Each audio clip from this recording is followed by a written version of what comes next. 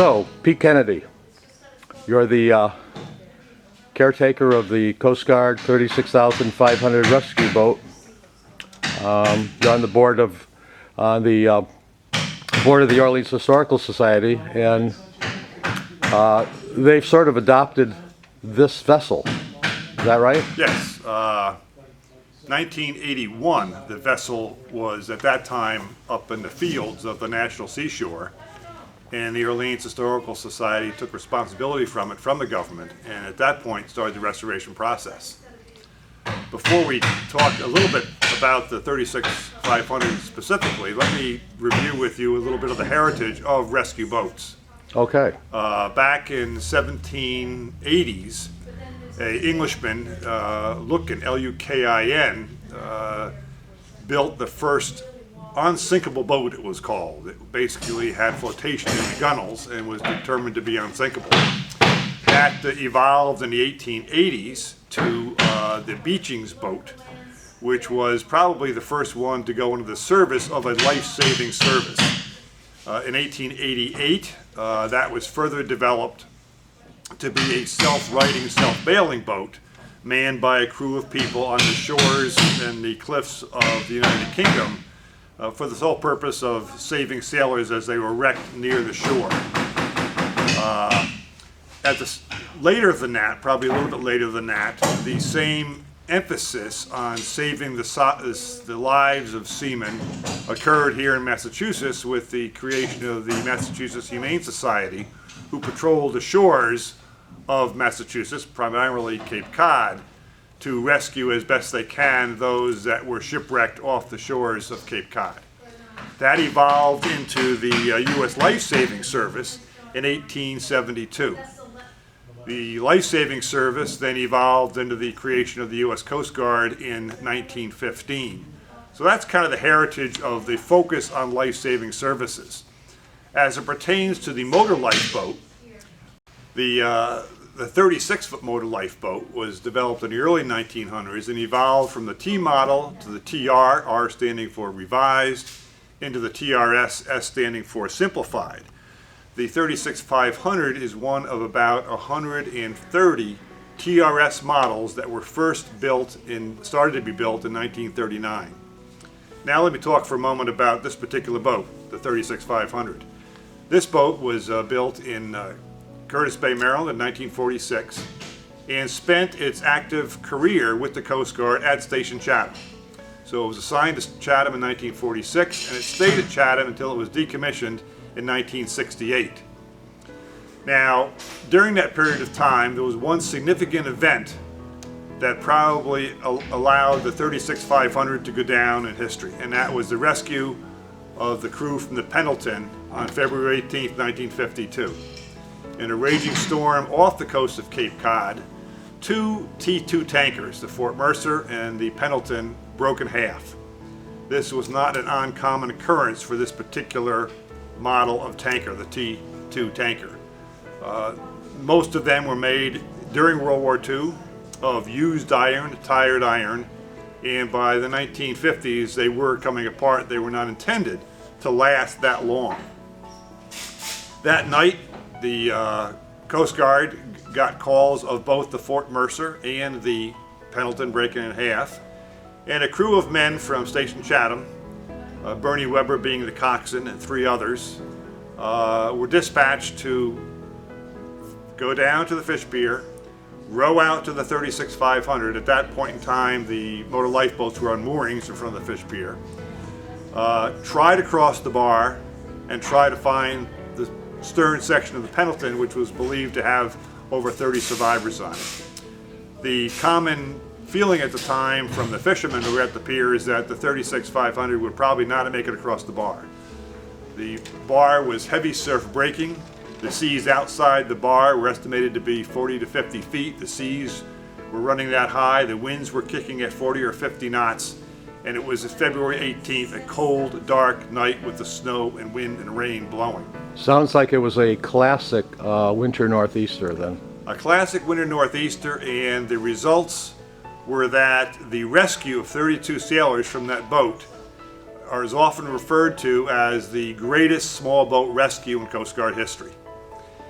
So, jumping ahead a little bit from that rescue, which did attract national attention, the boat was retired in 1968 and given to the National Seashore, which had the intention of turning it into a museum or a landlocked, if you will, piece. For lack of funds or focus, that did not occur, and it, for the most part, was neglected in a field until the 1980s, 1981, when the Orleans Historical Society negotiated with the government to take ownership. And that's when the restoration started. So, starting in 1981, the restoration started, the engine was rebuilt, and we started to move forward with turning it into a floating museum. Now, since that time, in more recent times, we realized that this was not only a significant vessel in the history of Orleans and Chatham and Cape Cod, but it was being viewed as a national significant treasure. And we proceeded to get it recognized by submitting the paperwork to have it placed on the National Register of Historic Places. And we did achieve that in 2003. It was placed on the National Register of Historic Places. I would suggest that there were two overriding reasons for that nomination. One, clearly, was the rescue of the Pendleton, as I said earlier, considered to be the most significant small boat rescue in Coast Guard history. And secondly, of the 130 made that were in Curtis Bay, the 36500 is the only one that in original condition still gets underway. At the same time, we developed a website. Now, the website had several purposes. One was to tell the story, and also to make available to a much larger population the story of the Pendleton outside of Cape Cod. That website, by the way, receives about 40,000 hits per week. And of those 40,000 hits per week, 15,000 actually stay on the site and request further pages. And there are over 1,000 separate and distinct hosts per week that access our website.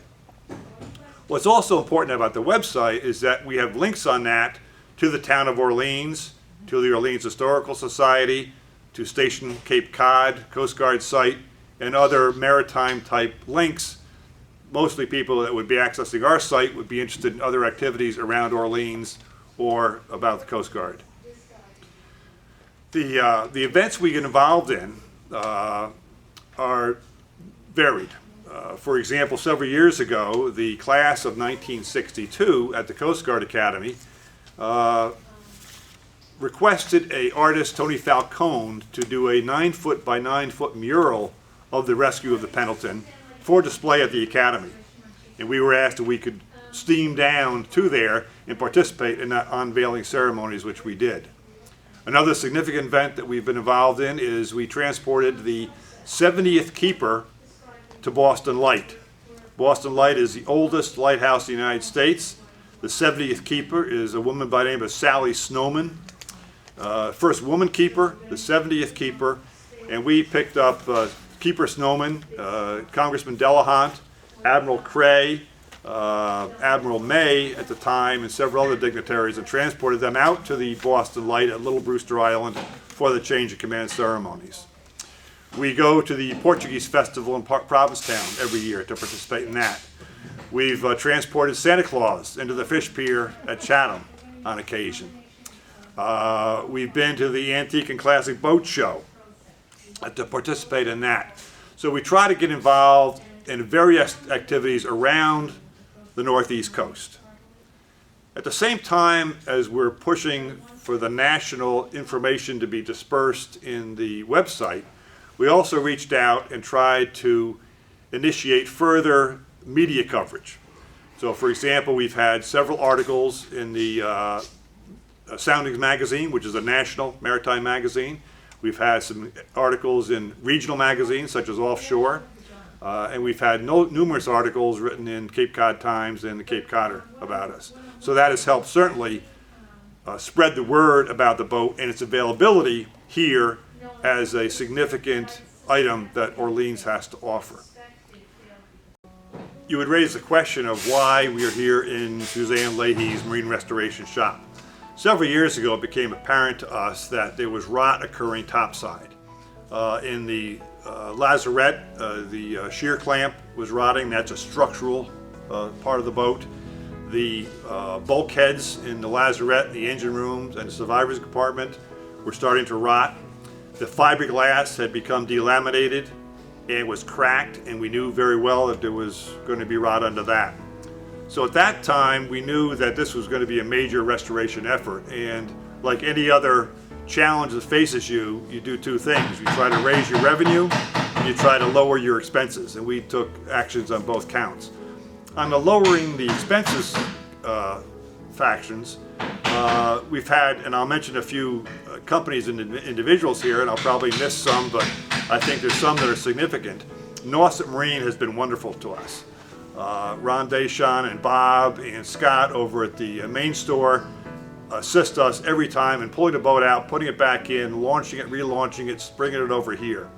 Will Case over at Meeting House Pond, where we have the boat in the water every winter, keeps an eye out for us from the standpoint of being iced in and stuff like that.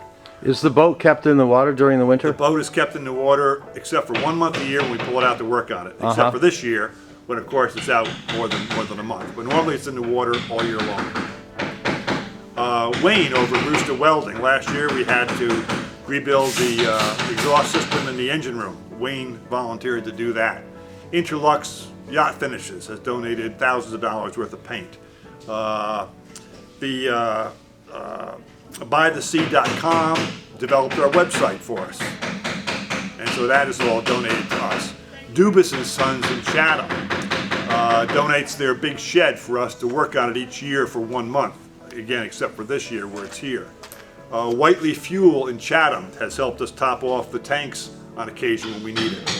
So these businesses and individuals have greatly helped, because by giving us products and services and supplies and materials, they've reduced our need to raise cash. At the same time, then, we tried to increase the revenue, and we took several actions on that front. First of all, we're always looking for personal and private donations, and some of them have been, very significant and very helpful to us. The Coast Guard Cape Cod Chief's Mess has been helpful. They have a charitable activity each summer, and we are the recipients of some of the money that they raise at the Chief's Mess here on the Cape. By the way, they also provide us twice a year the potential chief petty officers, the PCPOs. These are young men and women that are new chiefs, and they come over and donate a day in the spring and a day in the fall to help us work on the boat. The Cape Cod 5 Foundation has given us money every year. The American Legion Post 308 has given us money every year. So these types of activities has helped us raise the revenue. What that has allowed us to do is we've now started getting serious about the restoration project within the last 12 months. We have a private foundation that gave us $30,000, considering that we match it. Well, because of the revenue activities that we've been working on, we were able to match that $30,000, and that was a great start toward the work that we have to do. We do need more money. We will be requesting some more private fund donations, as well as public foundation money to help us finish the boat that we're on, finish the work. So Pete, you've raised a total of $60,000. So far, we've raised $60,000, $30,000 from a private foundation, and we've matched that with our own money of the $30,000, yes. How much more do you estimate that it'll take to complete the restoration? We need at least double that. Minimum double of that. As you will see as we take some pictures of the boat, the first thing we did is to strip the boat of the rotted parts. On a wooden boat, everything is interlocked. So when you start to take apart one section that is rotted, you find you must take apart all the interlocking sections. So quite a bit of destruction took place before we start the reconstruction. And you put all that together. Now there's two highly skilled people that will be leading this work. Suzanne Leahy, who runs the shop Marine Restoration, and Bob Wallstrom. And they have the crew here that we'll talk about in a moment that assists them in the restoration process that's going on now. When do you expect that the boat will be completed? I hope it's completed by the 1st of May. and there's a significant date there that we're shooting for. Last October the 3rd, we were asked to participate with the Coast Guard off of Chatham, across outside the Chatham Bar, in a significant event. We had 3 generations of motor lifeboats underway together. The 36500, which is a wooden hull boat, which was launched in '46 and served the Chatham until '68. The 44301, which is a steel hull, which replaced the 36500 back in '68, and has served the Chatham off and on and is there now. And then the 2 new motor lifeboats, the 42001 and the 42002, which are the latest generations.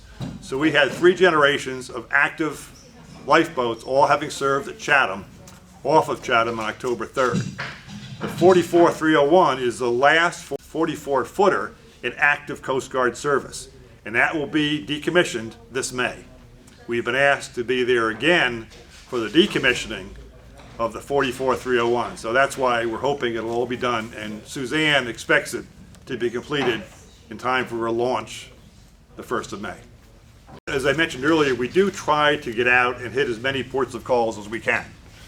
Newport, Nantucket, New London, Point Judith, Provincetown, Boston Harbor, Point Allerton. We try to get out and do that. Many of those events are at festivals or events where the public is there, and we do these while we are underway. When we're not underway, during the summer months, we are berthed over at Rock Harbor, which is a significant section of Orleans. It faces Cape Cod Bay, and it's known for its beautiful sunsets, and that's also where the charter boats are moored out of Rock Harbor. So we get a lot of walk-by traffic at that point in time. We also take parties out, depending upon the availability of a crew and the weather conditions. We do take people out. I think most people are under the impression that the vessel just sits at Rock Harbor all summer, and it's surprising to me to learn right now that you do go on these little journeys, you know, so that the public can enjoy the significance of the boat. Yes, we have a meeting each winter, February 18th, the anniversary of the Pendleton Rescue. This year we'll meet here at Suzanne's shop. And at that meeting we kind of review what our agenda for the summer should be. Are there significant events? The Wooden Boat Show, the Antique and Classic Boat Show in Salem. This summer, Hull Life Saving Station in Hull is having a significant event in August. So we'll discuss where we want to go, how we're going to get there from a standpoint of financially. Do we have the resources to do this? And how many men we need to crew the boat over there, display it, talk about it, and return. You have a passionate interest in this boat, and you have for quite a while. What's the background of that interest that you have in the boat? And tell us a little bit about why it's important to you and why you've championed the cause of this particular boat. Okay. Interest in boats. I owned my first boat when I was 12 years old, and I've probably owned one or been around them ever since.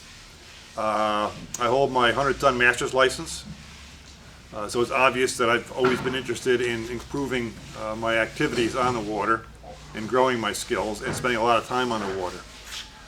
Many people will say that my passion for boats, this particular boat, is best explained by a quote from The Wind in the Willows.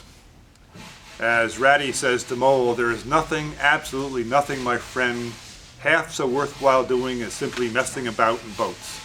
And I've spent most of my life messing about in boats. The Orleans Historical Society was asking for volunteers to work on a boat. This gave me an opportunity to be involved in a boat, and I readily jumped at that opportunity.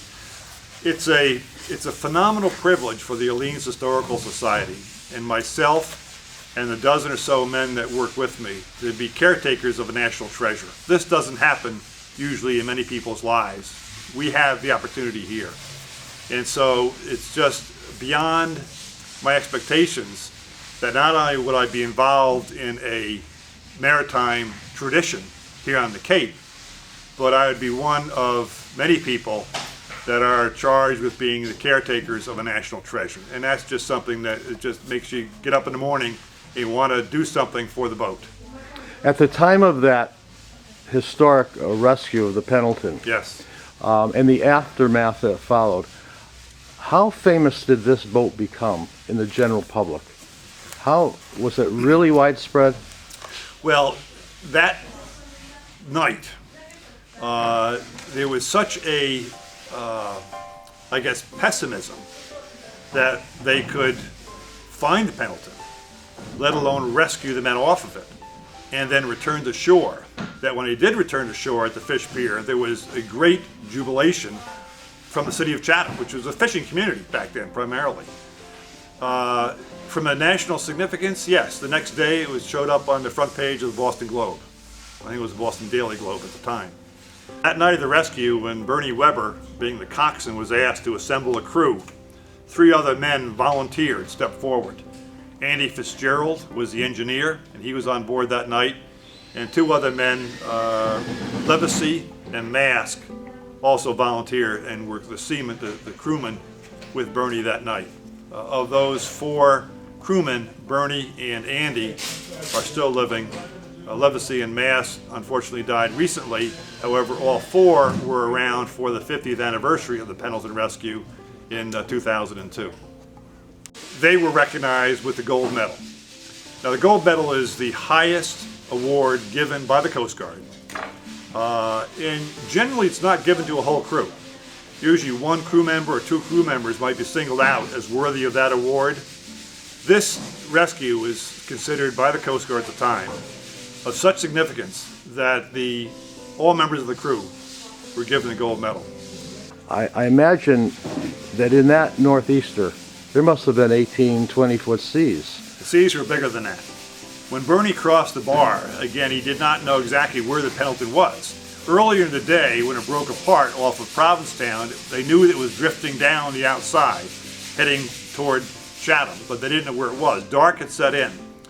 So as he started to roam around, basically off the Chatham shore and off of Monomoy, he, by accident, came across this black hulk in the night.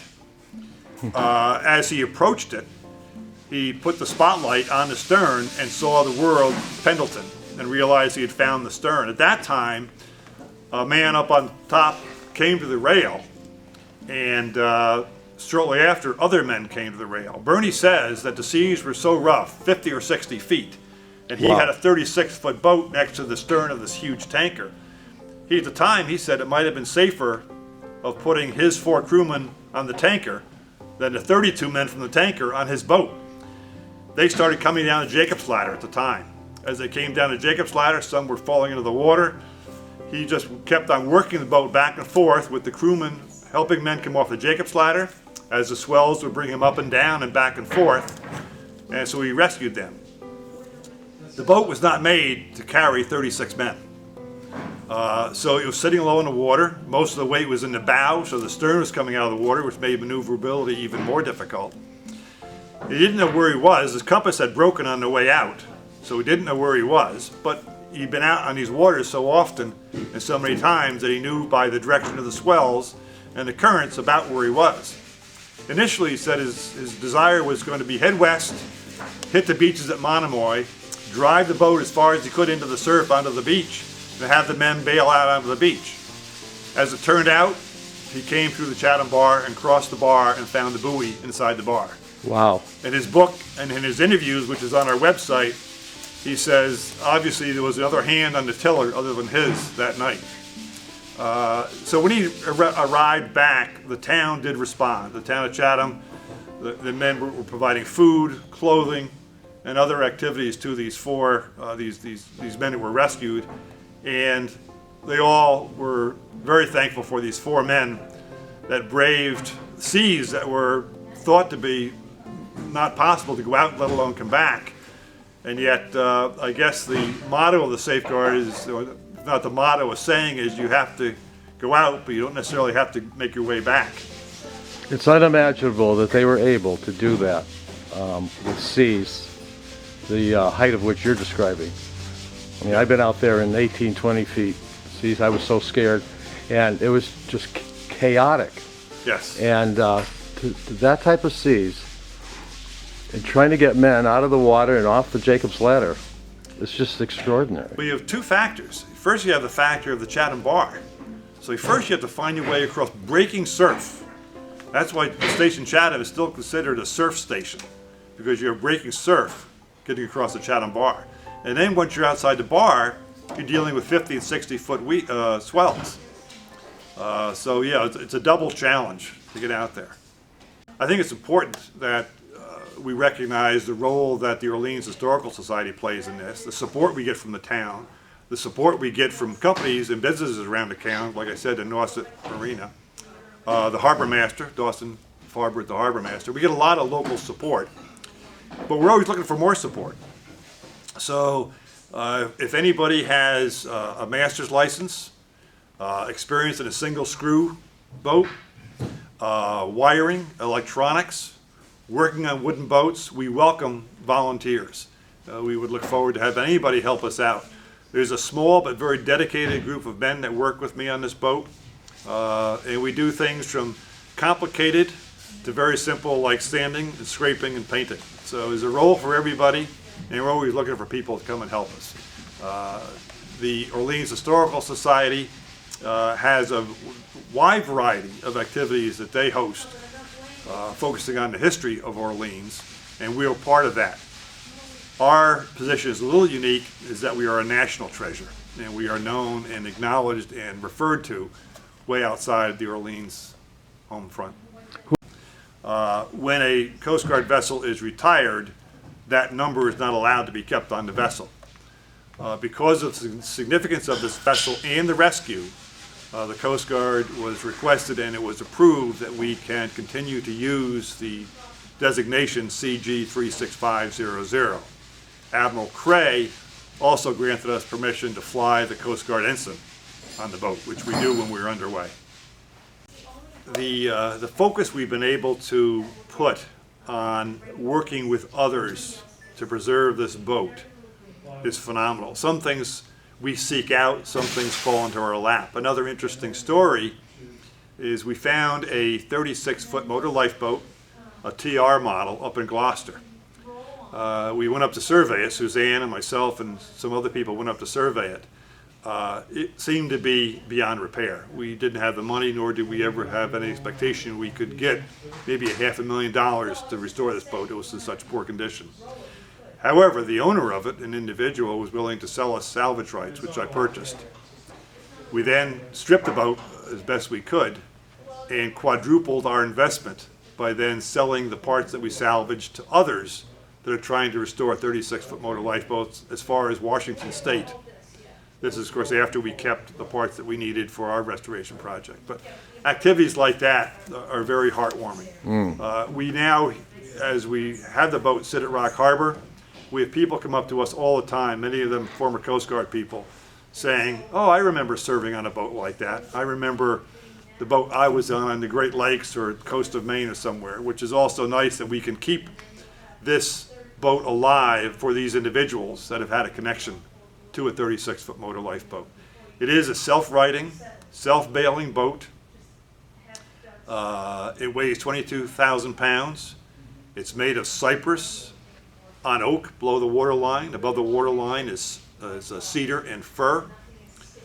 It's self-righting, and these specifications call for it to self-right in 11 seconds. So as it should roll, if it should roll in heavy surf, it will self-right in 11 seconds. That is caused by two things. One, the watertight, airtight compartments, and it has a 2,000-pound bronze keel. It's interesting that we have the fourth graders from the elementary school visit us every spring at History Day, and I give them talks, and I talk to them about the self-righting, that it rolls and can self-right in 11 seconds. And each year I do this. I ask these little fourth graders, I say, if that happens, what are the two things you want to do? And every year, at least one of them will say to me, hold on and hold your breath. And that's exactly what you do, because there's no other safety devices on these boats to protect the crew. We have Tim Dring down in New Jersey, who is probably the expert on motor lifeboats, had available blueprints for us. Now The importance of this is that as Suzanne and Bob reconstruct the boat, all these blueprints will be used to make sure that it's being reassembled according to the original specifications that were used in 1946 when it was built at Curtis Bay, Maryland. So just by looking at these, you can see the detail that they have available to them. What we're going to open now is the hatch to the survivor's compartment. This is in the forward section of the boat, and the night of the rescue, Bernie recalls that probably 25 or 26 men were crammed into this survivor's compartment. The rest were sitting here in the well deck, and the boat was so low in the water that the scuppers were letting water in instead of letting water out.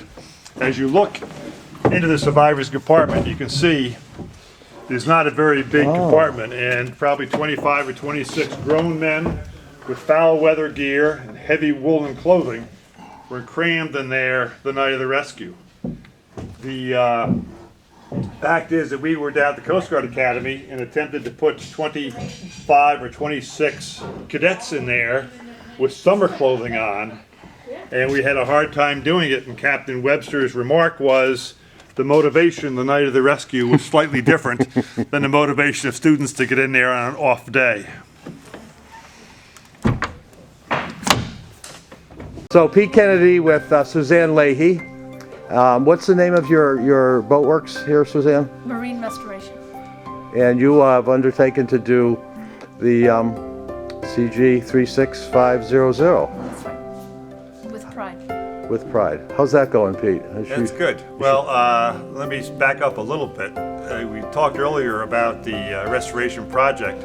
Suzanne has been a help to us before this major piece. She provides us with advice, counsel, and materials over the last several years. So when the need for restoration topside became evident, we hired Captain Paul Haley to come over and survey the boat for us. And following his survey, he met with Suzanne and Bob Wallstrom, and the three of them did a more thorough examination of the boat, and we determined that the best thing to do was to bring it in here for the winter and have Suzanne and her crew start to work on it.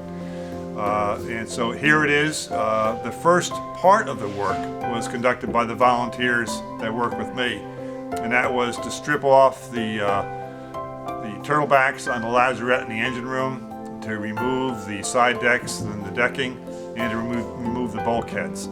That work was done by volunteers, probably close to 200 hours.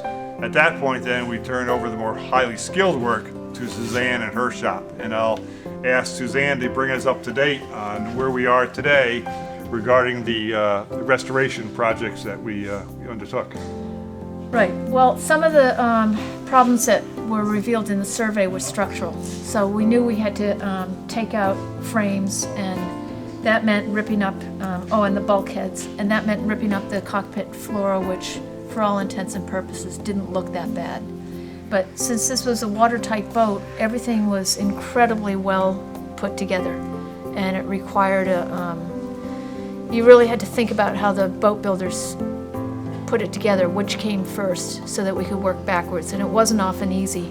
So some of the parts were noticeably damaged, and some of them we had to just do over because we needed to take them out in order to get the bulkheads out. The bulkheads were the major problem in this process. So now that's what Bob has been working on.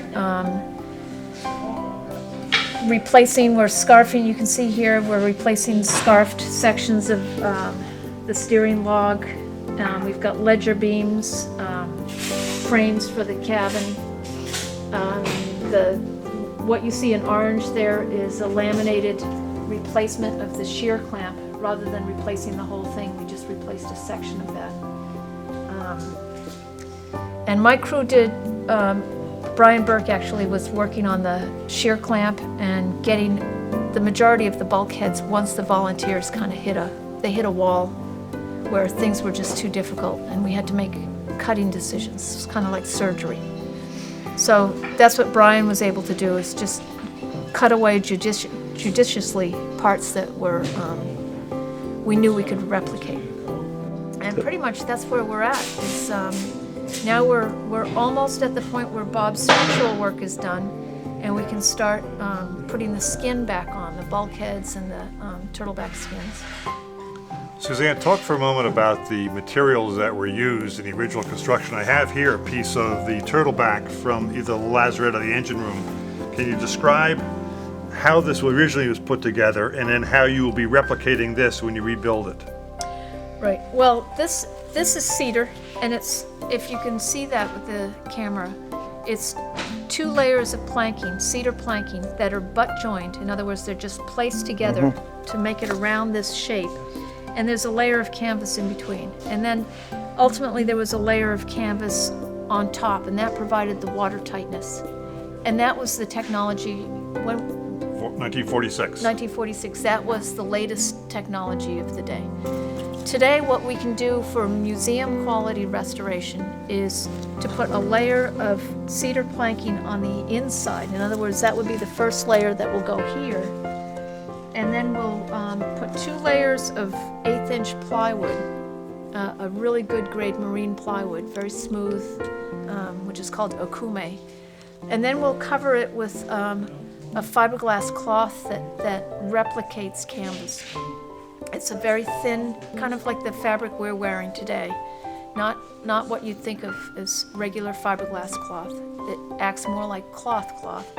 And when you saturate it with epoxy, it looks just like canvas, but it'll add years and years and years to that top layer. And it means that all the work we've done won't have to get ripped apart again to replace the canvas. And part of the reason we're allowed to do this with restoration is it's recognized that the quality of canvas that we can buy today is really inferior to what was used 20, 30 years ago. So there's that, and then there's the fact that all the trim that hides the canvas to make it watertight would have to come off again in 10 years if we had good canvas. So this way we're preserving the boat. For all intents and purposes, it'll look like its original canvas-covered turtlebacks, and we won't have to 10, 15 years from now rip everything apart again. These boats were never really intended to last this long anyway. Yeah. How about Let me just pick up on Suzanne's comment about lasting this long. This boat was well put together. I can attest to that by taking out hundreds of 2-inch copper rivets, and that's what held the turtlebacks to the frames. But these boats were so well built, there were about 130 of them built of the TRS models, that most of them, when they were retired, weren't saved like this boat was. They were driven up onto a beach, doused in fuel and set afire. And that's the only way they could destroy them. They just couldn't take them apart. And then they would go through the ashes and salvage the brass and other parts that were salvageable. But these boats were extremely well built, and I believe that once we have it rebuilt this year, it's going to last another long, long time.